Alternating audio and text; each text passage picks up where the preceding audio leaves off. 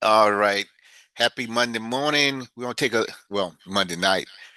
We're going to take a look at this and see what we can see. Jeffrey Epstein, the convicted pedophile, died over 6 years ago, yet his ghost seems to haunt the political atmosphere. I would say at the outset, 90% of the monies Jeffrey Epstein gave that had a political affiliation were Democratic and left, not Republican. Get that straight right now. But here's the Wow. problem. Everybody says, Donald Trump, we're going to get Donald Trump. He doesn't want to release it. He doesn't want to release it. Donald Trump then just let this sit like hot water on Yeah. a kettle. And Yeah. so then the Democrats would overreach, and I'm just going to let them demand and clamor until an opportune Yeah. moment. Lo and behold, they're starting to release the Epstein files. Donald Trump put a big noose out there. The Democrats unwisely put their head in it, screamed and yelled that Donald Trump was guilty, and then he pulled the lever, so to speak, and they've hung Right. themselves.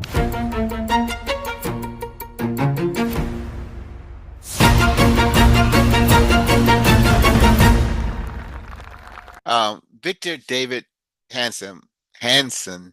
I've been watching over the years.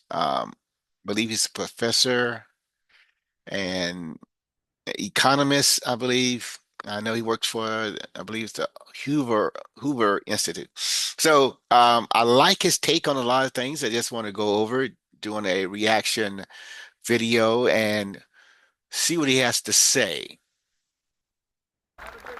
Hello, this is Victor Davis Hanson for the Daily Signal. I'm tired of the Epstein files, as you are. Jeffrey Epstein, the convicted pedophile, died over 6 years ago in 2019, yet his ghost seems to haunt the political atmosphere today. So what are these so-called Epstein files? Well, there's no manila envelope that says, or manila folder that says Epstein.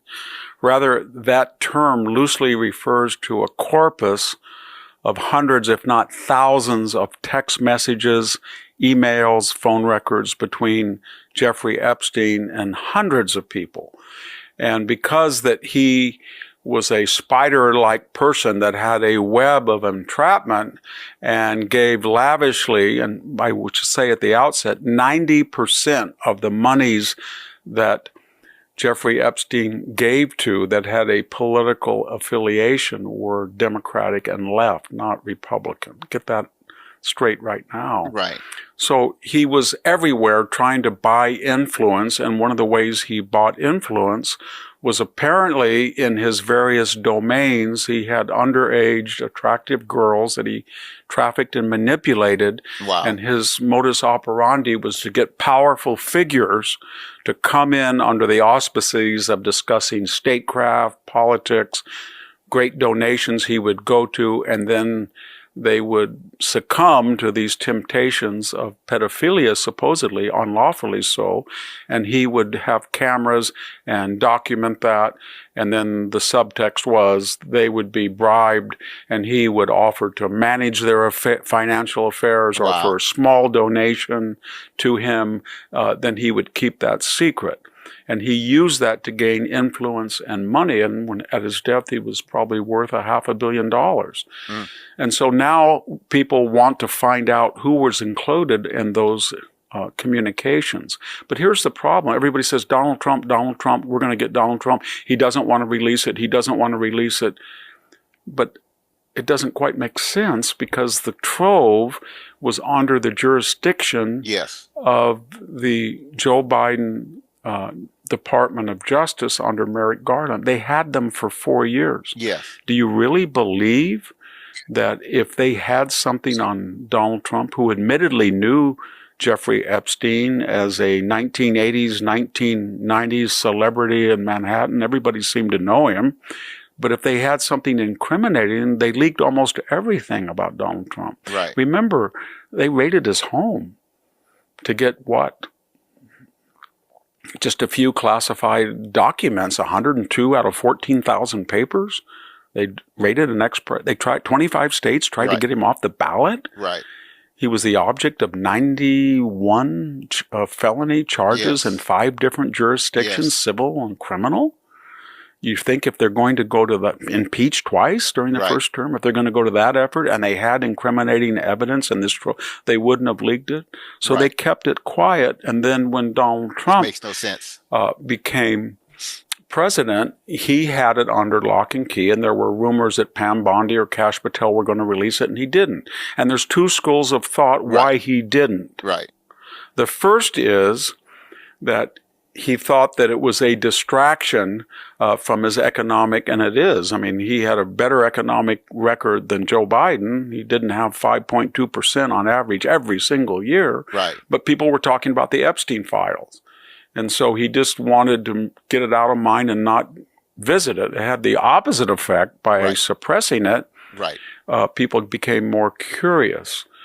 And of course, there was the charge from the left that he suppressed it because he would be incriminated. There Right. would be a direct reference that he was involved. But we have just the opposite. What files or communications that have leaked out suggest that even some of the young girls knew that Donald Trump was not engaging in the type of activity that others were. Correct. So what was the other reason? Why didn't he release it then? He was innocent. He didn't. If it wasn't a matter of distracting from his economic, was there another reason? Probably, maybe the same reason that Joe Biden didn't leak Right. it, that there were prominent donors or officials that were either Republican or Democrat who just didn't want to be embarrassed. Right. Well, how would that function? Somebody might call up President Trump. This is Mr. Smith. Yep. Jeffrey Epstein came over to my home twice. I visited his home. We were discussing a large gift I was going to give to Harvard University. But my name came up, and without context, if my name is released, I will be incriminated because he is toxic. That could happen. So there's all sorts of explanation. There is even a fourth or fifth dimensional chess explanation. I'll throw it out there. In other words, Donald Trump knew that he was not in those files, Right. but he had heard before he became president for a second time during his first term, or he had seen in the first months of his office that 90% of the references of fundraising and money and associates, to the degree they were political, involved Democrats. He also knew that, unlike himself, who had ostracized Jeffrey Epstein before he was convicted of trafficking and sexual crimes, that is, before he was a de facto pedophile, Right. he had distanced himself and others had not. Right. So in this kind of strange explanation or exegesis, Donald Trump then just let this sit like hot water on a kettle and simmer and simmer and simmer. So then the Democrats would overreach, Right. say, get it out, get it out, get it out. And he thought, they didn't get it out because they are incriminated. Right. And now they've leaked all they can about me. And unlike me, a lot of these people were involved after Jeffrey Epstein was convicted Right. of a sexual crime. And I'm just going to let them demand and clamor until an opportune moment I will release it. I'm not sure I believe this exegesis, but that is what has been commonly alleged more Right. recently. And lo and behold, they're starting to release the Epstein files, and Democratic luminaries like Larry Summers, former Secretary of the Treasury, former president of Harvard. You can't get much more elite and renowned than that, has already distanced himself from his Harvard former employer and Democratic grandees because he is mentioned in the Epstein files as asking for advice how to, I guess you would call it, he says, get horizontal or bed a young woman. Wow. I don't know of what age. Wow. So in this case, they are going to release the files, and there is going to be Democratic names in those files and liberal names in those files, and their names will occur in context, not before private citizen Epstein was charged with anything, but after they had to know that he was a convicted sex criminal. Right. And after he was convicted of that, they continued these relations of some sort of nefarious activity as alleged. and we're going to watch this. If that were to be true, then Donald Trump put a big noose out there. The Democrats unwisely put their head in it, screamed Correct. and yelled that Donald Trump was guilty, and then he pulled the lever, so to speak, and they've hung themselves. Right. We'll see, but it's a sordid business all the way around. Thank you very much. This is Victor Davis Hanson for the Daily Signal.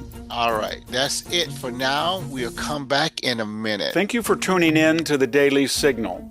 Please like, share, and subscribe to be notified for more content like this. You can also check out my own website,